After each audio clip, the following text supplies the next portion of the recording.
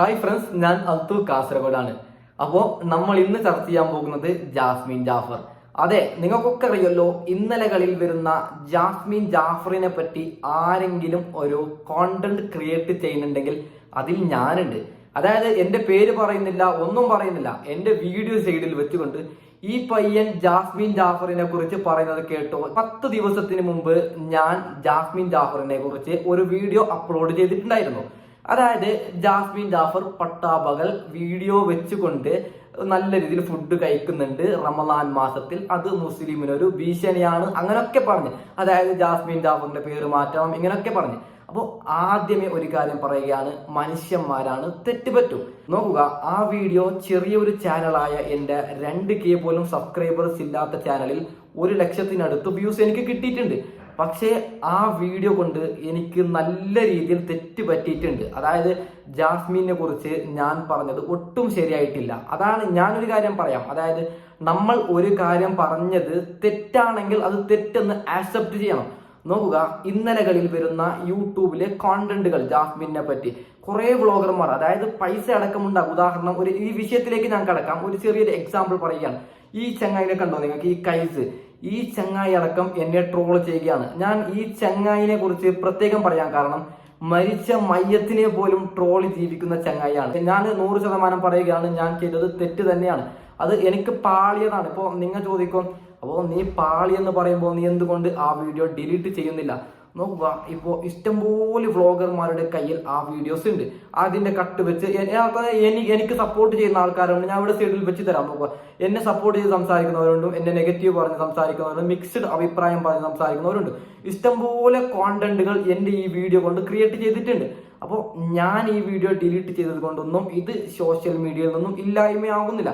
പിന്നെ ഒരു കാര്യം പറയാം, ഞാൻ ഭാവിയിൽ യൂട്യൂബ് ചാനൽ വഴി ഇങ്ങനെ തന്നെ, അതായത് നല്ല നല്ല അഭിപ്രായങ്ങളൊക്കെ പറഞ്ഞുകൊണ്ട് മുന്നോട്ട് പോകുന്ന സ്ഥിതിക്ക് നാളുകളിൽ ഒരു പക്ഷേ ജാസ്മിൻ ജാഫറും ഞാനും ഒരു സുഹൃത്തോ അല്ലെങ്കിൽ ജാസ്മിൻ ജാഫറും ഞാനും തമ്മിൽ വേറെ എന്തെങ്കിലും ഒരു ഇഷ്യൂസോ ഉണ്ടായിക്കഴിഞ്ഞാൽ ഈ വീഡിയോ എന്തായാലും പുറത്തു വരും. അപ്പോൾ ഞാൻ ആണത്തത്തിൽ പറയും, അന്നൊരു ദിവസം എനിക്ക് തെറ്റ് പറ്റിയതാണ്. അതായത് ഞാനെന്നല്ല, ആരായാലും ജാസ്മിൻ ജാഫറിനെ കുറിച്ചെന്നല്ല ഒരാളെ കുറിച്ചും അങ്ങനെ സംസാരിക്കാൻ പാടില്ലായിരുന്നു.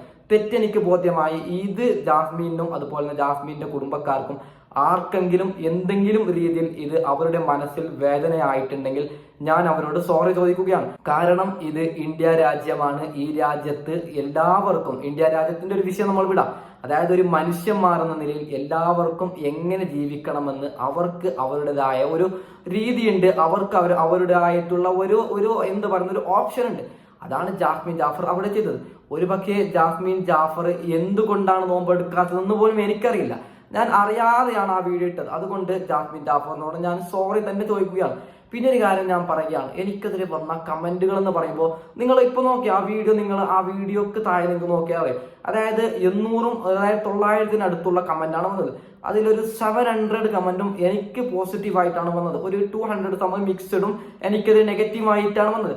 പക്ഷേ ഞാനിപ്പോ എൻ്റെ ഭാഗം തെറ്റാണെന്ന് പറയാൻ കാരണം എനിക്കത് ബോധ്യമായി. അതായത് ജാസ്മിൻ എന്ന് പറയുന്നത് ഒരു സ്ത്രീയാണ്, അവൾക്ക് അവളുടേതായിട്ടുള്ള ഒരു എന്ത് പറയുന്നത് ഒരു സ്വാതന്ത്ര്യമുണ്ട്. പക്ഷേ ജാസ്മിൻ എന്തുകൊണ്ട് നോമ്പെടുത്തിട്ടില്ല, എന്തുകൊണ്ട് അത് പോസ്റ്റ് ചെയ്തു, അതൊന്നും ഞാൻ ജാസ്മിനോട് ചോദിക്കാതെ ഇട്ടത് അത് എൻ്റെ തെറ്റെന്ന് ഞാൻ ഉറപ്പിച്ച് പറയുകയാണ്. ഞാൻ ഇങ്ങനെ പറഞ്ഞത് കാരണം ചിലപ്പോൾ നാളുകളിൽ എനിക്ക് ട്രോളുകൾ വരാം, ഇതേ കമന്റ് ബോക്സ് നല്ല രീതിയിൽ തെറിയൊക്കെ വരാം. ഓക്കെ, ഞാൻ അതിനൊന്നിനും റെസ്പോൺസ് ചെയ്യൂല. കാരണം എൻ്റെ ഭാഗത്ത് നിന്ന് നല്ല രീതിയിൽ തെറ്റ് പറ്റിയിട്ടുണ്ടെന്ന് എനിക്ക് 100% ഉറപ്പായി. അതായത് ഒരിക്കലും ഒരു പെണ്ണിനെ കുറിച്ച് മതം പാറാനോ, ഇപ്പോൾ എന്നെ കുറെ ആൾ സുഡാപ്പി അടക്കമാക്കിയിട്ടുണ്ട്. ഒരു കാര്യം പറയാം, അതായത് ഞാനൊരു സുഡാപ്പിയും ഒരു ഇതുമല്ലാത്ത എല്ലാ മതക്കാർക്കും നിങ്ങൾക്ക് എൻ്റെ വീഡിയോ, അതായത് ആദ്യത്തെ വീഡിയോകൾ നിങ്ങൾക്ക് സെർച്ച് ചെയ്ത് കണ്ടാലറിയാം. അതായത് ജാസ്മിന്റെ ഞാൻ കട്ട ജാസ്മിൻ ഫാൻസും കൂടിയാണ്. ചിലപ്പോൾ ഇത് വ്ളോഗർമാരുടെ അടുത്ത് ഉറപ്പിച്ചും എനിക്ക് പണിയിട്ടു. ഓക്കെ, എന്ത് വേണം ചെയ്തോട്ടെ, അത് അവരുടെ ഇഷ്ടമാണ്. പക്ഷെ ഞാൻ ജാസ്മിൻ അതായത് ബിഗ് ബോസിലേക്ക് പോകുന്ന സമയത്ത് ജാസ്മിനെ സപ്പോർട്ട് അടിച്ച ആളാണ്. ജാസ്മിന്റെ എല്ലാ വ്ളോഗും കാണുന്ന ആളാണ്. ഫ്രണ്ട് ആപ്പ് ഇഷ്യൂ വന്ന സമയത്ത് എല്ലാവരും ജാസ്മിനെ കുറിച്ച് പറയുന്നു, ജാസ്മിൻ ചെയ്ത് തെറ്റാണെന്ന് പറയുമ്പോൾ ഞാനിവിടെ സൈഡിൽ വെച്ച് തരാം. അതായത് ഈ വീഡിയോയിൽ ഞാൻ പറഞ്ഞത് ജാസ്മിനെ പോസിറ്റീവായാണ്. അത്രയും ജാസ്മിന്റെ ഒരു ഫാൻ ആയിരുന്നു ഞാൻ. പക്ഷെ ഒരു ദിവസം ഞാൻ ഇവിടെ നോമ്പെല്ലാം തുറന്നതിന് ശേഷം ജാസ്മിന്റെ വ്ളോഗ് കണ്ടപ്പോൾ ഞാൻ ഉള്ളതുപോലെയാണ് ഞാൻ ഇവരെ പറയുന്നത്. അതുകൊണ്ട് എനിക്ക് എത്ര നെഗറ്റീവ് കിട്ടിയാലും എന്നെല്ലാവരും ഈ സബ്സ്ക്രൈബ് ചെയ്തവർ അൺസബ്സ്ക്രൈബ് ചെയ്താലും ഒരു പ്രശ്നവുമില്ല. ഉള്ളതുപോലെ പറയണമല്ലോ. അതായത് ജാസ്മിൻ ജാഫറിന്റെ വ്ളോഗ് ഞാൻ ഇങ്ങനെ കാണുന്ന സമയത്ത് ജാസ്മിൻ ജാഫർ ഇങ്ങനെ ഗബ്രി പറയുന്നുണ്ട് ബ്രേക്ക്ഫാസ്റ്റ് കഴിക്കുന്നു. അപ്പോൾ ഞാൻ വിചാരിച്ചു ആ സമയത്ത് എനിക്ക് അതായത് 1300 സബ്ബായിരുന്നു എനിക്ക് ഉണ്ടായിരുന്നത്. ചാനൽ തുടങ്ങി 3 മാസമായി നല്ല കഷ്ടപ്പെട്ട്. അപ്പോൾ ഞാൻ വിചാരിച്ചു ജാസ്മിനെ കുറിച്ച് അതായത് മോശമായി ഒരു വീഡിയോ ഇട്ടാലോ, അതായത് റമദാൻ മാസത്തിൽ ജാസ്മിൻ ജാഫർ ഫുഡ് കഴിക്കുന്നു അങ്ങനെ പറഞ്ഞ് ഒരു വീഡിയോ ഇട്ടാലോ, ചിലപ്പോൾ വൈറലായി കയറിയാലോ, കുറച്ച് സബ് കൂടിയാലോ, അങ്ങനെ ചിന്തിച്ചിട്ട് മാത്രമാണ് ഞാൻ ആ വീഡിയോ ഇട്ടത്. ഞാനിത് സത്യമാണ് പറയുന്നത്. അതുകൊണ്ട് അതായത് കുറെ ആൾക്കാർ വിചാരിച്ചിട്ടുണ്ട് ഞാൻ ജാസ്മിന് കൊള്ളണമെന്ന് പറഞ്ഞു, ജാസ്മിന്റെ ഫാമിലിക്കും ജാസ്മിനൊക്കെ ഇത് കൊള്ളണമെന്ന് പറഞ്ഞായിട്ടത് അല്ല. ഞാൻ സ്വയം വൈറലാവാൻ വേണ്ടി മാത്രം ഇട്ടൊരു കോണ്ടന്റ് ആണ് ആ കോണ്ടന്റ്. അപ്പോൾ അതിലെനിക്ക് ജാസ്മിനോട് നിരന്തരമായി വീണ്ടും ഞാൻ ജാസ്മിനോട് സോറി ചോദിക്കുകയാണ്. അപ്പോൾ അതിൽ നിങ്ങൾ പറയാം, അപ്പോൾ നീ വൈറലായോ? നല്ല രീതിയിൽ വൈറലുമായി.